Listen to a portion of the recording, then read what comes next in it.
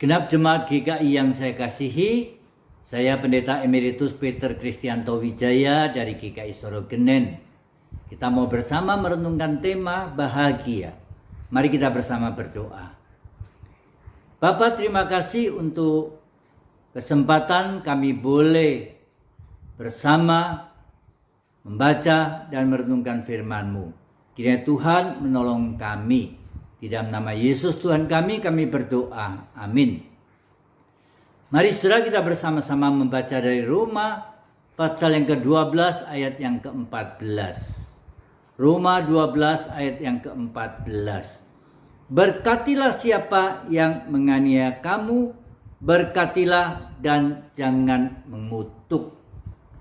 Saudara, banyak orang yang beranggapan bahwa kalau ia punya segala-galanya, ia akan bahagia. Dalam pengertian, ia punya kehidupan yang berkecukupan. Punya rumah, punya mobil, punya sandang pangan yang cukup, bahkan keluarga yang baik-baik. Sudah benarkah demikian? Hidup bahagia belum tentu harus memiliki segala-galanya. Tetapi kita bisa merenungkan bahwa bahagia itu dengan cara yang sederhana. Yang pertama, bahwa bahagia itu tidak terpusat pada diri sendiri. Saudara yang terkasih, pada suatu hari seorang ibu yang kaya datang pada psikiaternya dan berkata bahwa hidupnya tidak bahagia. Ia merasa hidupnya begitu hampa. Psikiater ini memanggil Mary yang bekerja di rumahnya untuk bercerita. Dan Mary mulai bercerita, beberapa saat yang lampau suaminya meninggal karena sakit malaria. Bahkan selang beberapa waktu anaknya satu-satunya meninggal karena kecelakaan. Ia hidup sebatang kara, bahkan ia merasa hidup ini tidak berarti. Setelah suatu ketika ia pulang ke rumah, seekor anak kucing mengikutinya. Dan ia memberikan susu untuk diminum. Anak kucing ini mulai meminum susu tersebut. Dan kemudian ia mulai menjilat-jilat kaki Mary. Saudara, apa yang dirasakan oleh Mary? Ada sesuatu yang berubah di dalam hatinya. Ia merasa ada kebahagiaan. Saudara, mulai saat itu Mary mulai berpikir bahwa dia akan melakukan sesuatu untuk orang lain. Dia tidak lagi hidup untuk diri sendiri. Dan dia mulai memperhatikan mereka yang sakit maupun menolong mereka yang membutuhkannya. Saudara-saudara, pada waktu Paulus berbicara tentang berkatilah siapa yang menganiaya kamu, saudara, betapa sulitnya untuk memberkati orang yang menganiaya hidup kita. Kalau bisa membalas, tentunya akan dibalas. Tetapi seringkali rasa benci, dendam muncul di dalam kehidupan kita. Tetapi belajar dari pengalaman Mary tadi, sekalipun ia bukan menderita karena dianiaya, namun ia mau berbagi dan memberi perhatian kepada orang lain. Setelah hal yang kedua, mau memberi pengampunan atau mau belajar mengampuni. Bacaan kita tadi berbicara, berkatilah siapa yang menganiaya kamu, berkatilah dan jangan mengutuk. Saudara, bagaimana kita memberkati? Bagaimana berdoa untuk orang yang menganiaya kamu? Atau memintakan berkat dari Allah untuk mereka yang menganiaya hidup kita. Saya teringat peristiwa 98 di Solo. Tatkala kota ini dibakar. Seorang Kristen senior berdoa, Tuhan, hukumlah mereka. Salahkah doa sedemikian? Setelah hal ini tentunya sangat umum. Sebab ia merasa sakit hati betapa rumahnya dibakar habis.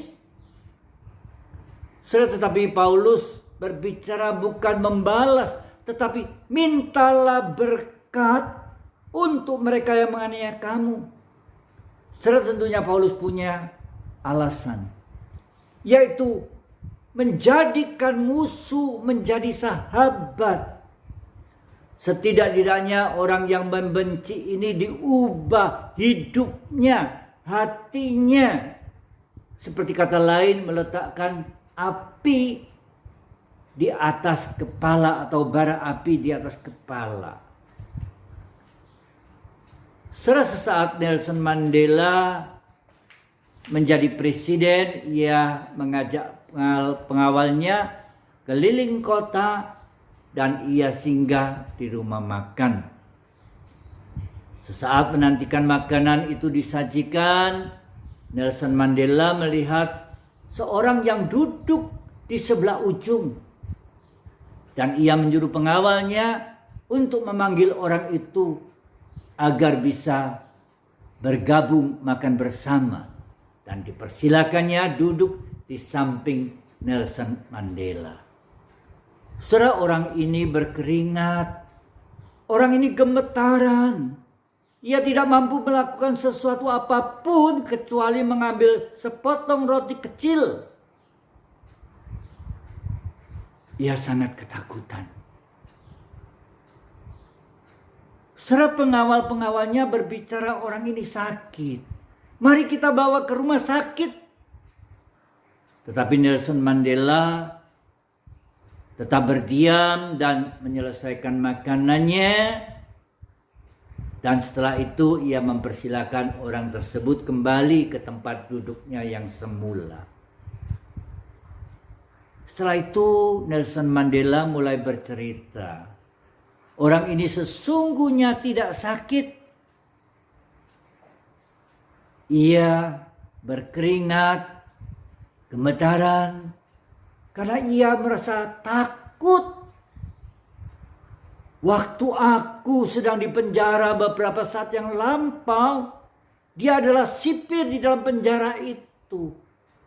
Dia menyiksa diriku. Tatkala aku haus dan meminta air minum, dia mengencingi kepalaku. Setelah mendengarkan ulasan kisah yang disampaikan Nelson Mandela, pengawal-pengawalnya jadi kaget.